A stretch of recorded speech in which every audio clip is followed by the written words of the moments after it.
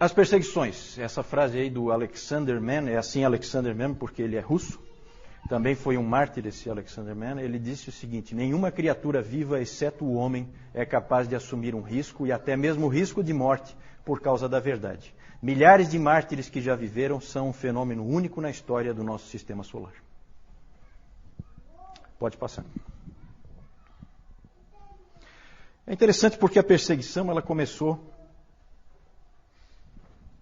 com os judeus. Quem perseguiu primeiro a igreja foram os judeus. E Roma era o protetor. Não é assim que a gente vê no Novo Testamento? Vêm os judeus vêm e eles querem massacrar os cristãos, né? O que a gente vê lá? Paulo apelando para César, apelando para Roma para escapar.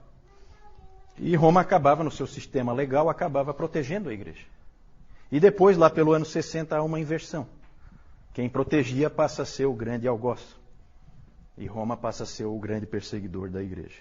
É interessante, é claro que aqui nós vamos falar dos mártires, e é interessante que na igreja primitiva os mártires têm assim uns fatos pitorescos, né? Era muito comum comemorar o aniversário dos mártires.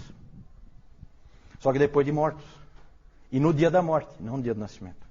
Porque na verdade eles entendiam assim que aquele é que era o dia mais feliz de cada um deles, porque eles então começou a verdadeira vida eterna com Cristo a partir daquele dia. E eles lembravam então, né? Era feita uma comemoração de um aniversário. Interessante. Vamos lá. A perseguição romana, então. Vamos direto para a perseguição romana. Ela aconteceu do ano 60 até o ano 320, mais ou menos. Foram 10 grandes perseguições. A primeira foi com Nero. Temos um legítimo descendente de Nero aqui conosco, né?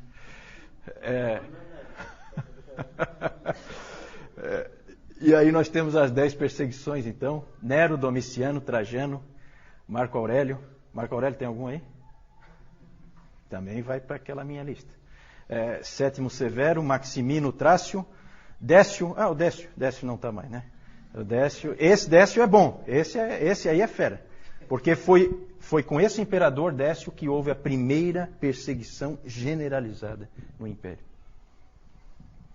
Ele foi o primeiro a querer realmente destruir o cristianismo completamente. Os outros não, nós já vamos falar sobre isso. Depois Valeriano, Aureliano, e depois a outra perseguição generalizada, porque eu também marquei aí, numa cor diferente, é a perseguição sob Diocleciano, que também foi uma tentativa de varrer o cristianismo totalmente do Império. As outras todas seguiram o padrão de Trajano, assim chamado. Usa-se essa expressão, padrão de Trajano. Trajano aqui, ó. Qual é o padrão de Trajano? Existe uma carta de Trajano para o governador Plínio, da Bitínia, dizendo como que ele tinha que se comportar em relação aos cristãos.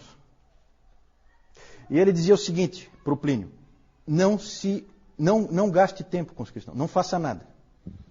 Deixe eles quietos, não faça nada. A não ser que haja o quê? Denúncia. Se alguém vier reclamar para você de que aquele cara é cristão, aí você dá um jeito nele, obriga ele a adorar o imperador para resolver o problema. Então, esse foi, na maior parte do tempo, a perseguição foi assim, certo? Então, era assim, se você tinha um vizinho encrenqueiro, né, Emerson? Né? Você tinha um vizinho encrenqueiro, então você estava numa situação difícil, porque ele ia acabar te denunciando e aí você ia ser colocado contra a parede. Na maior parte do tempo, os cristãos viviam tranquilos, não havia problema, não havia dificuldade, a não ser que houvesse denúncia. É claro que você fica com medo o tempo inteiro, porque a qualquer momento alguém pode te denunciar. Então, era uma situação ruim. A primeira perseguição é interessante ali, a perseguição sob Nero, foi uma perseguição terrível. E aí nós temos o historiador romano Tácito, que não tinha nada de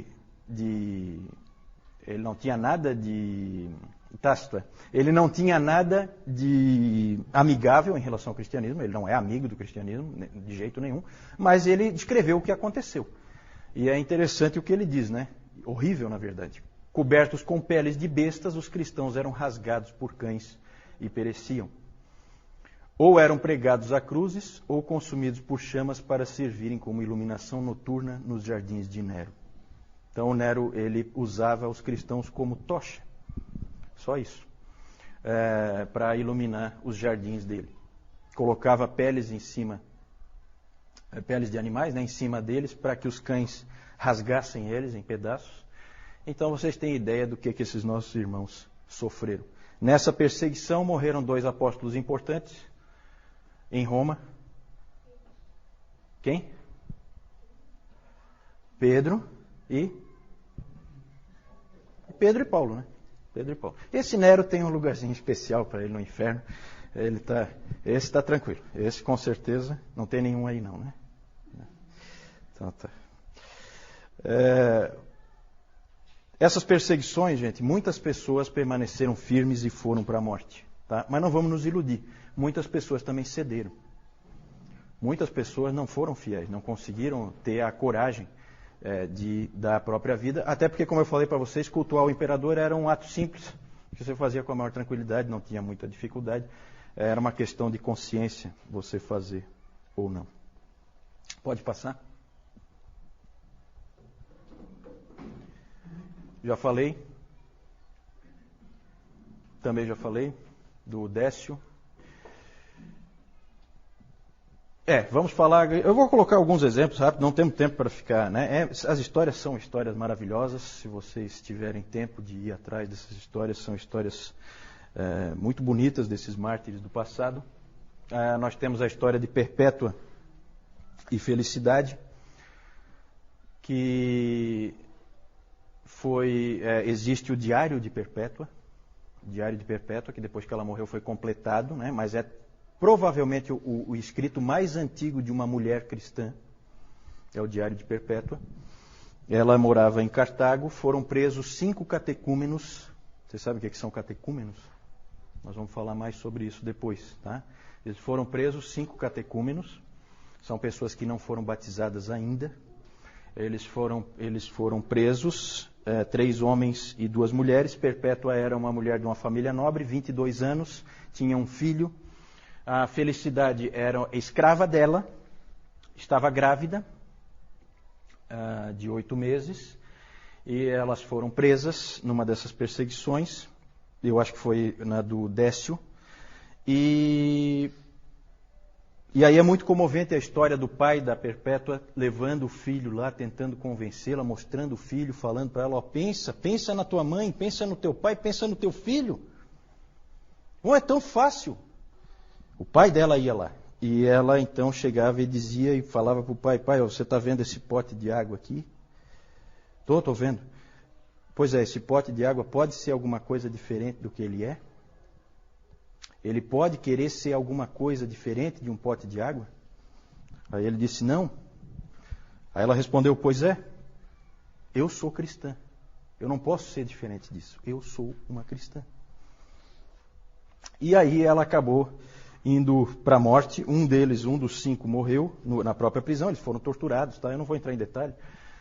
E foram condenados, por fim, para encurtar a história, eles foram condenados a ser mortos pelas feras no estádio, certo?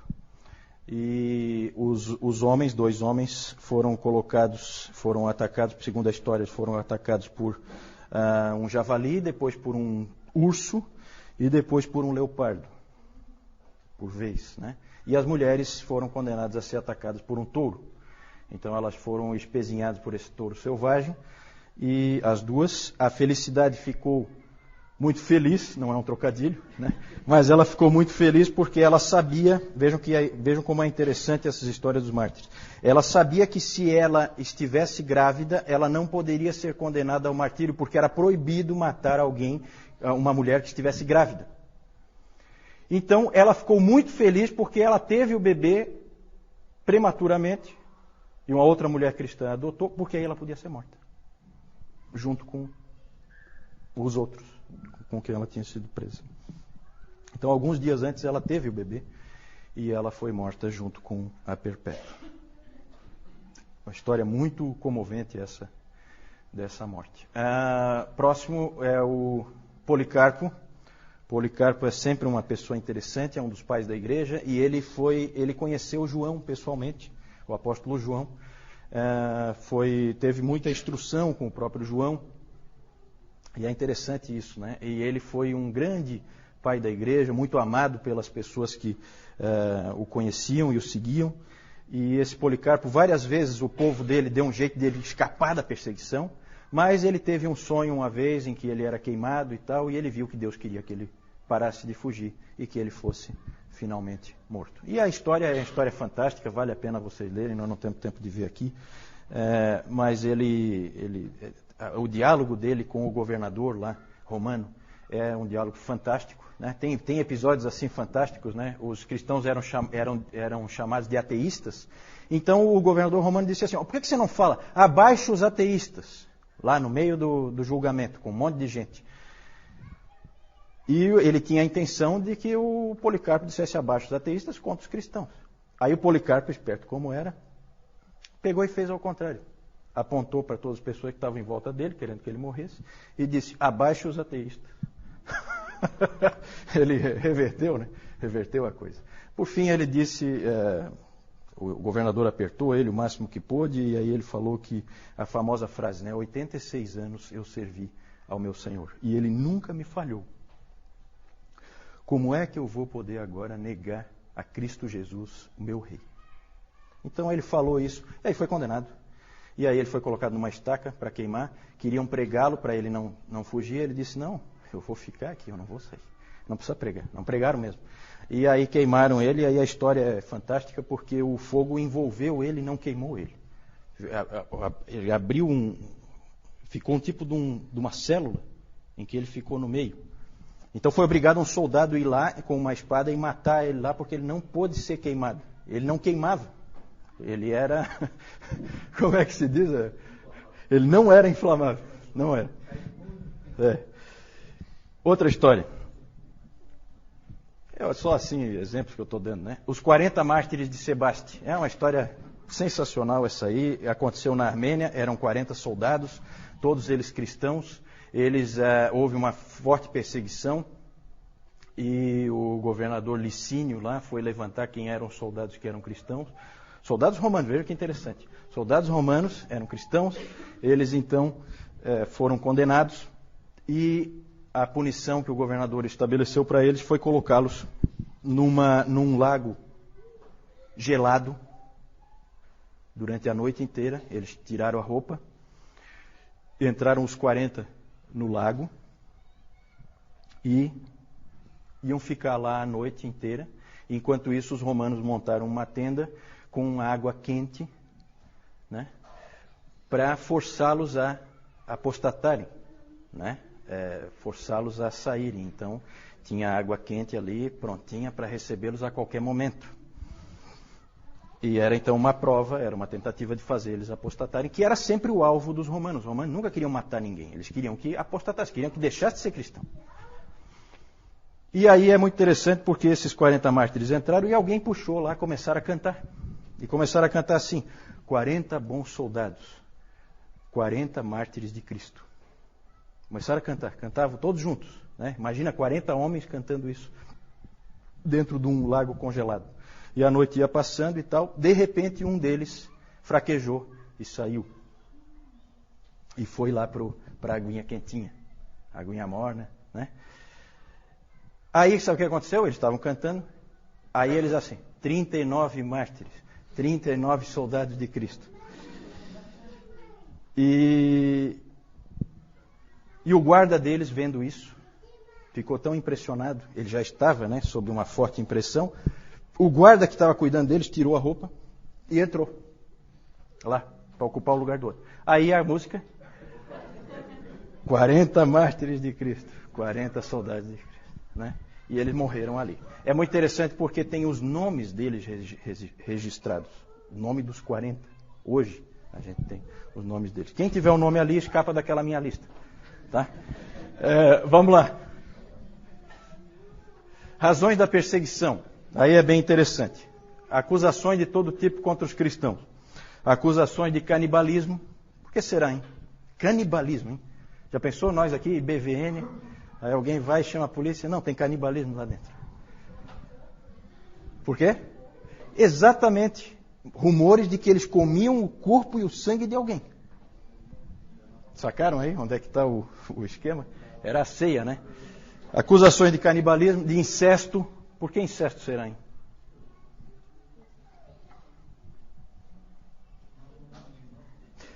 Porque chamavam de irmão, irmã, né? Então era casado com a irmã. Falta de patriotismo.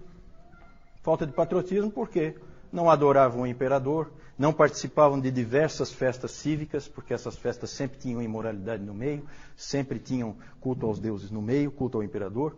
Então eles não eram patriotas, eram considerados avessos ao Império Romano. Ódio à raça humana. Ódio à raça humana. Essa era uma acusação que tinha também, porque eles eram considerados antissociais. Tácito disse que eram pessoas tremendamente antissociais, não participavam das atividades sociais, não participavam das festas. Isso mostrava era repulsa, né, pelas outras pessoas. Então eles eram acusados disso também. Olha, vejam que interessante, eles eram acusados de serem antifamília. Por que será antifamília?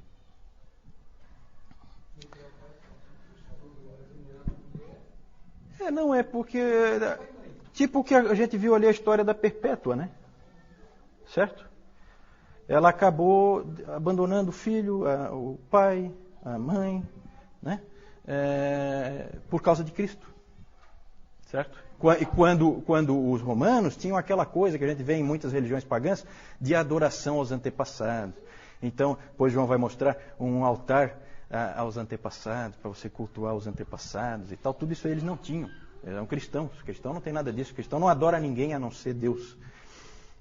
E eram acusados como de serem a causa de todas as catástrofes possíveis e imagináveis. Tudo de ruim que acontecia era culpa deles, dos cristãos. Tudo, tudo.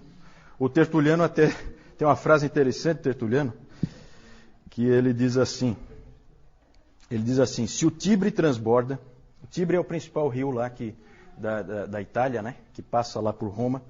Se o Tibre transborda, se o Nilo não chega aos campos, se o céu não se move, provocando a estiagem, ou se a terra se move produzindo um terremoto, se há uma fome, se há uma peste, o clamor é um só. Joguem os cristãos aos leões. Era assim que a coisa funcionava. Sempre a culpa era dos cristãos. Conforme o Império Romano foi declinando, isso foi piorando bastante para o lado dos cristãos. Certo? Que aí era a culpa deles. O Império vai mal, culpa da presença dos cristãos. Acusado de pobreza, né? Minúcius Félix disse que na verdade isso aí é motivo de orgulho, não é de... Mas naquele tempo era motivo de acusação. E a mais estranha de todas, acusado de ateísmo, como nós vimos na história do Policarpo. Por que será em ateísmo? Eles adoram um Deus que é invisível. Deus invisível não conta. Na cabeça do romano, Deus invisível não conta. Né? Então, adoravam um Deus invisível. Né?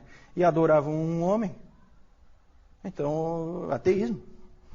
Então, acusações bem estranhas. Mas o principal, o que mais pegava mesmo, é o próximo aí, que é a recusa em adorar o imperador. Ali pegava. As outras acusações até dá para encarar. Mas é evidente que Roma tinha uma preocupação com esse tipo de atitude, de não adorar o imperador, porque a adoração ao imperador era vista como uma coisa patriótica, cívica. Se você começa a ir contra isso, você, na verdade, está colocando o império em risco aos poucos. É um que não quer, outro que não quer, daqui a pouco ninguém quer. Então, havia um medo do império. Então, isso aí foi uma das principais causas de morte para os cristãos nessa época. Pode passar. Mais tarde, eles passaram a ser perseguidos só por terem o nome de cristãos. Aí já é coisa do preconceito mesmo. Todo mundo passou a odiar os cristãos provocam todas as catástrofes que acontecem. E aí, no segundo, no terceiro, no quarto século e no quinto século também, era muito comum, sempre em todos os cultos, eles liam esse texto de 1 Pedro 4,16. Mas se sofrer como cristão, não se envergonhe disso, antes glorifique a Deus com esse nome. Porque você está sofrendo só por causa do nome, mais nada. Só porque você é cristão. E isso foi o que acabou acontecendo mais tarde. Pode passar? propósito que os romanos tinham com a perseguição, principalmente a apostasia, e acabava martirizando os obstinados, os que não cediam. Certo? Vamos adiante.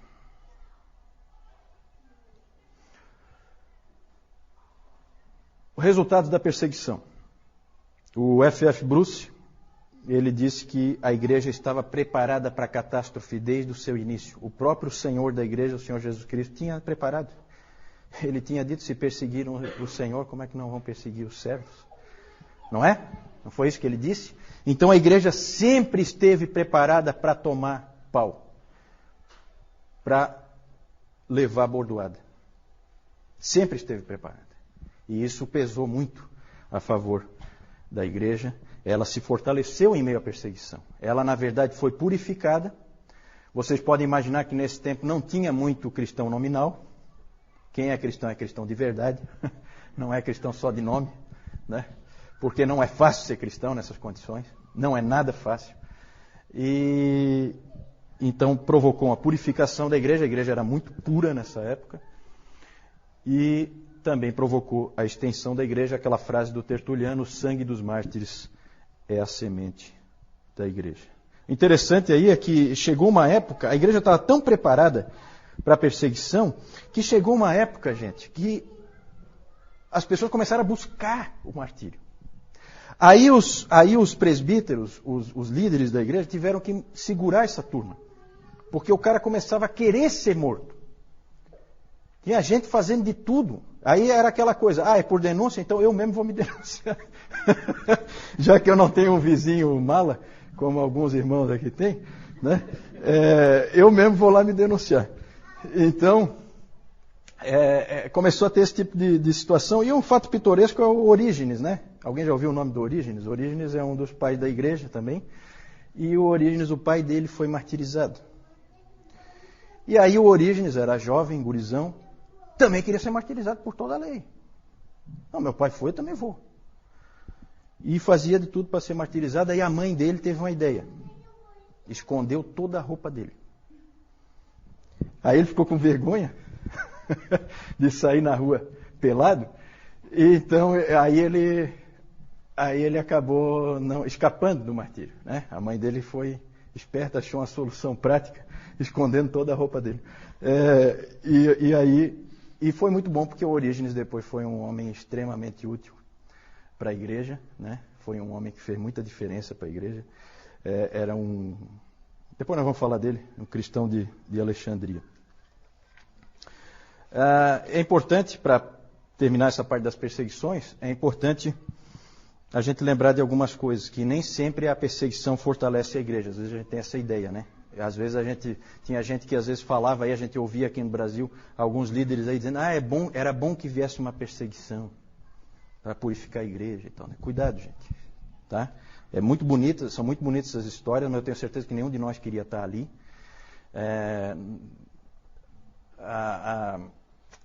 Às vezes a igreja realmente foi purificada e aumentou, mas também houve vezes em que isso não aconteceu. Houve vezes em que a igreja foi dizimada em diversos lugares, certo? Nós vamos ver isso aí mais para frente, especialmente na Ásia e na África, a igreja foi completamente dizimada e destruída por perseguições. Outra observação é que a gente pensa muito nos primeiros séculos, nesses 250 anos ali de perseguições no Império Romano, a gente pensa muito como a época da perseguição aos cristãos, não é verdade? A gente tem essa tendência, né? Quando, na verdade, com certeza, a gente pode dizer com certeza, que o número de cristãos martirizados naquele tempo, nesses 250 anos, é menor, bem menor, do que o número de cristãos martirizados nos últimos 50 anos no mundo. Certo? Então a gente não pode esquecer nunca, gente, da igreja sofredora hoje. Aqui, como nós vemos aqui, isso aqui é o Coliseu, tá?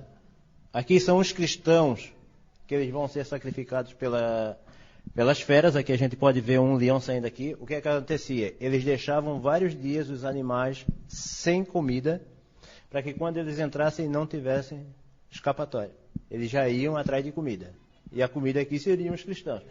E se nós olharmos aqui, isso aqui são, o que o Juliano falou ainda há pouco, cristãos pendurados aqui, servindo como iluminação para o estádio aqui. Então, além dessa carnificina aqui, ainda tinha outra coisa aqui bem parecida. E o causador disso tudo aqui foi aquele que o o Nero, que não tem ninguém aqui com esse nome, né? Pode. Então aqui nós vamos ver, de lá para cá, o Nero, meio esquisitinho ele, né? Domiciano e Trajano. São pessoas muito que a gente devia evitar os nomes. Né? Próximo. Lá também nós temos Marco Aurélio, nós temos Sétimo Severo e Maximino o Trácio. Não é o Trácio, não é o Tácio. Nós temos lá aquele também que foi bem mencionado, Décio, lá de 250. Daí aqui nós temos a efígie também de Valeriano, sempre nessa sequência aqui, né? Nós temos Aureliano aqui. Nós temos Diocleciano e aqui embaixo nós temos o Galério. Próximo. Aqui nós temos aquela história bonita que o Juliano falou, da perpétua felicidade, que por terem se mantido firmes como cristãs, elas foram colocadas lá no ringue, lá no ringue, pode ser ringue ali também, e foram, como o Juliano falou, espetadas pelos touros, tá? E apesar disso... Depois o soldado finalizava. Para a pessoa morrer, porque o animal não matava definitivamente, então o soldado ia lá e finalizava. Eu ia chegar lá. Era a próxima coisa que ia dizer. Depois disso, quando elas ainda estavam vivas, elas ainda eram espetadas pelas espadas. E aqui a gente pode ver ali a Perpétua ainda tirando a espada que ela foi cravada aqui nela. Aqui nós temos Policarpo. E aqui nós temos aqueles 40 mártires de Sebaste. Aqui já inclui aquele que saiu ou aquele que entrou. Que nós não temos. Próximo então. Aqui nós temos o altar familiar do cultos aos antepassados. E aqui a adoração do imperador. Inclusive aquele lá de Augusto ali. Era colocado aqui, as pessoas passavam, faziam reverência a ele. E aqueles que se negavam, daí eles tinham a punição. Aqui nós temos... Foi uma falha? Foi uma falha. Eu esqueci de falar, tá, gente? Que quando você sacrificava, você não, que eu espero que você não fosse sacrificar, que você ficasse firme. Mas quando um cristão apostatava e ele sacrificava efetivamente ao ídolo, ou ao imperador, no caso, ele recebia o chamado libelo, que era um documento provando que ele fez o culto ao imperador, adorou ao imperador. Né? Isso dava para ele uma série de garantias, fazia com que ele parasse de ser perseguido, ele podia ter vida normal, diferente de outros cristãos que não possuíam esse documento. Então esse é o libelo que tinha essa intenção. A Jussara perguntou quanto à fonte das informações que tem aqui. Né? A maioria das informações vem da palestra do David Calhoun. Né? Boa parte dessas informações estão repetidas nos livros, porque ele utiliza os livros como referência dele. Né? Mas alguma coisa não aparece lá, alguma coisa é coisa que ele trouxe de outros livros. Então não vai aparecer lá alguma dessas informações. Você sabe de onde ele tirou isso?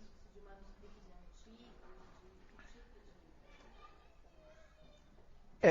antigos? Na verdade, a Jussara então perguntou de onde é que ele deve ter tirado isso.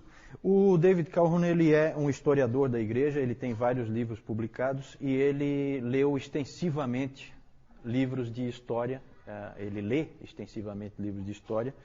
Então, essas informações ele tira desses livros. né? A história, na verdade, vai se construindo. A principal fonte dessa história antiga que nós estamos vendo, a principal fonte de referência, sempre foi e continua sendo o livro, nós vamos falar mais para frente, a História Eclesiástica de Eusébio de Cesareia. A maior parte dessas informações da história antiga nós temos por causa dele, porque ele escreveu um livro de história. Ele, inclusive, é considerado o pai da história da igreja. Esse livro, História Eclesiástica, é uma fonte primária de referência. E aí, claro, tem todas as pesquisas e tal. Especialmente agora, nos Estados Unidos, está saindo um trabalho fantástico de um professor lá, Moffat é o nome dele. Ele está escrevendo em vários volumes a história da igreja na Ásia. Então é um trabalho de pesquisa muito grande que ele está fazendo. Ele está tentando resgatar essa história que meio que se perdeu. Alguma coisa o Calhoun já traz. Oi. A pergunta é sobre Nero, onde é que ele está posicionado e como que está estruturada a sequência que nós fazemos aqui do curso. A sequência, vocês vão perceber que ela não é exatamente cronológica, ela é em tópicos.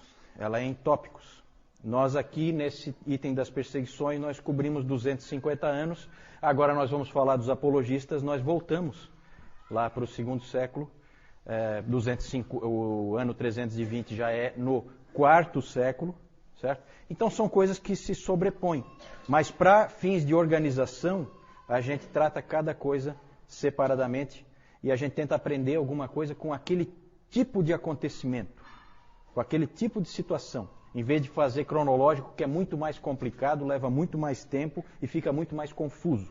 Quanto ao Nero, o que se crê é que o Nero incendiou Roma, mas isso aí é uma coisa que não é possível provar.